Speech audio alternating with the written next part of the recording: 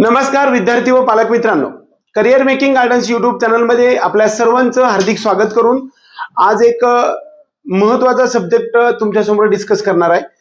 तो म्हणजे महाराष्ट्र राज्यामध्ये एक्सपेक्टेड किंवा संपूर्ण भारत देशामध्ये असणाऱ्या एमबीबीएस गव्हर्नमेंट साठी category wise expected all India rank आपल्याला किती अपेक्षित आहे या संदर्भात आज आपण चर्चा करणार आहे।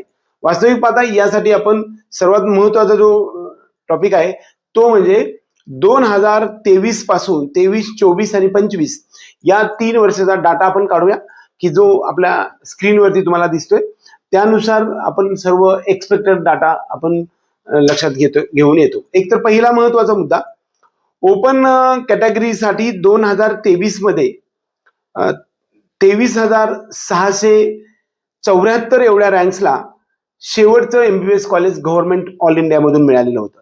तेच 24 मध्ये पाहायला गेलं तर 25,200, 2025 मध्ये 27,360 ऑल इंडिया रँक आणि एक्सपेक्टेड यावर्षी मात्र 29,700 पासून ते 30,200 पर्यंत ऑल इंडिया रँक असणाऱ्या स्टुडंटला आपल्याला ऑल इंडिया मधून गव्हर्नमेंट मध्ये एमबीबीएस 15% मध्ये मिळणार आहे, हे लक्षात घ्या। त्यानंतर पुढचा जो टॉपिक आहे हे कशामुळे शक्य आहे तर दरवर्षी कॉलेजमध्ये रँक वाईज जर पाहायला गेलं तर कट ऑफ हा मार्क्स वरती आपल्याला सांगता येणार नाही, पण रँक वाईज 100% परफेक्ट त्याचं आकलन होऊ शकतं। आणि आपल्या सगळ्यांकडे सध्या ऑल इंडिया रँक नाही, ज्यावेळेस तो रिझल्ट येईल त्यावेळेस आपल्याला ऑल इंडिया रँक आपल्या सोबत येणार आहे आणि त्यावेळेस ह्या सर्व गोष्टीचा उपयोग होणार आहे।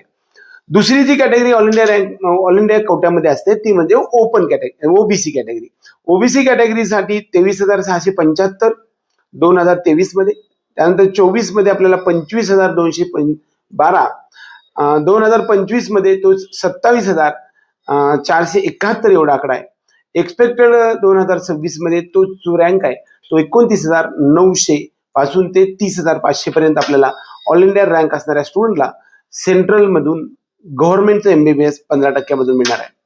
ईडब्ल्यूएस कॅटेगरीसाठी 23 मध्ये आपल्याला 25,013, त्यानंतर पुढच्या वर्षी 27,899, 28 त्यानंतर 30,921 आणि 32,350 ते 32,820 पर्यंत expected all India rank EWS कॅटेगरीसाठी असणार आहे।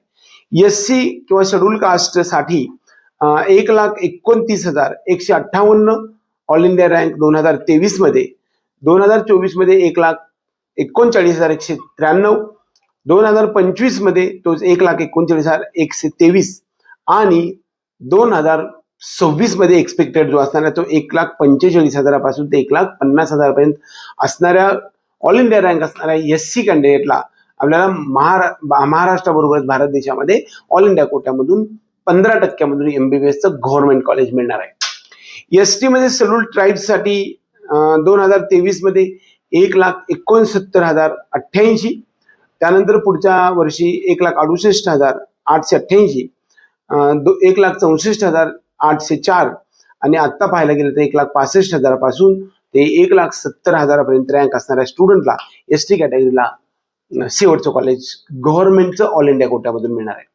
हा एक्सपेक्टेड कशावरनं बदल होऊ शकणार आहे, हा वास्तविक पाहता मार्क्स नुसार जर पाहायला गेलं तर एक्सपेक्टेड कट ऑफ आहे तो बऱ्यापैकी चुकू शकतो, परंतु रँक मात्र 100% बदलणार नाही, कारण नंबर ऑफ स्टुडंट्स जे इनटेक कॅपॅसिटी संपूर्ण भारत देशामध्ये त्या कॅटेगरीचे आहे ते फक्त सीट्स इन्क्रीमेंट झाली तरच त्याच्यामध्ये बदल होऊ शकतो।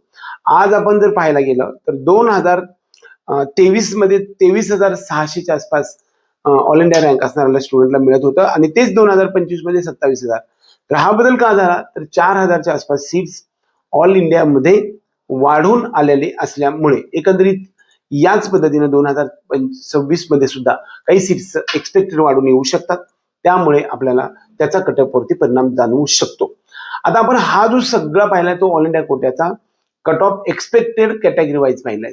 हाच आपण जर समजा महाराष्ट्र लेवलमध्ये पाहिला तर सर्व कॅटेगरीमध्ये जो काही रँक बदल येणार आहे तो दरम्यान 20 ते 25 हजाराच्या रँक कमी असणाऱ्या विद्यार्थ्याला गव्हर्नमेंटचं एमबीबीएस महाराष्ट्र राज्यामध्ये मिळणार आहे। त्याच्यासाठीच आपण सेपरेट व्हिडिओ बनवणार आहे। तोपर्यंत आपल्या सर्व विद्यार्थी आणि पालकांना हार्दिक स्वागत करून आजचा हा व्हिडिओ संपूया. जय हिंद, जय महाराष्ट्र.